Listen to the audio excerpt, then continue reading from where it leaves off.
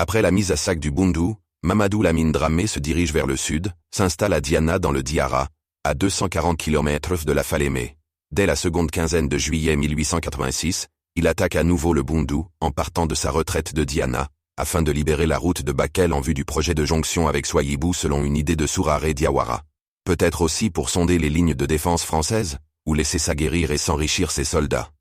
Omar Penda, roi du Bundu, est capturé à Ficha à 40 km de Sénoudébou, et est exécuté.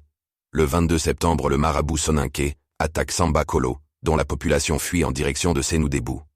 Le 23, il attaque Sénoudébou défendu par Yorokumba, et le sous-lieutenant Lati. Yorokumba sort du fort et va à la rencontre du marabout, avec une centaine de tirailleurs armés de fusils gras. Mamadou Lamine Dramé se retire avec quelques pertes. La capitale du Bundu, Boulé-Bané, est de nouveau occupée en octobre 1886. Le 11 novembre 1886, le lieutenant-colonel Joseph Simon Gallieni arrive à Bakel, à bord du Salamandre, un aviso battant pavillon français. Il est envoyé pour la deuxième fois dans le Haut-Sénégal par le général Gustave Bornis-Desbordes, en remplacement de Frey, dont les méthodes sont timidement décriées à l'Assemblée nationale.